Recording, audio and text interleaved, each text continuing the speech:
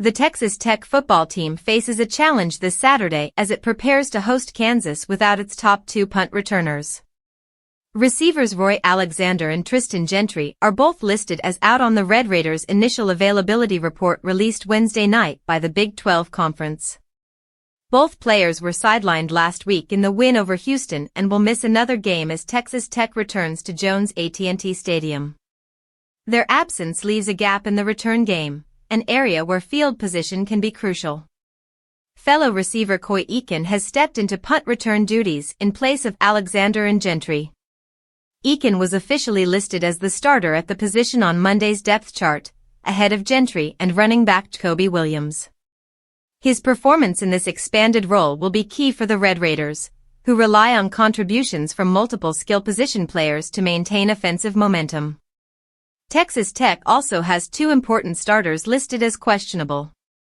Linebacker Jacob Rodriguez left last week's Houston game briefly with a bruised calf but returned before sitting out the remainder of the blowout win.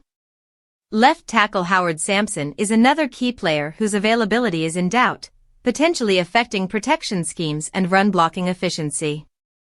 Offensive lineman Hunter Zambrano joins them on the questionable list, highlighting ongoing concerns along the offensive front. Meanwhile, Kansas enters the matchup with a total of 10 players ruled out. Among the notable names is safety Chapman Lewis, appearing for the first time on the availability report and expected to utilize a redshirt year, though he may see action later in the season. Cornerback Tarrion Grant and offensive lineman Holton Hendrix are also listed as out, potentially impacting defensive and offensive depth.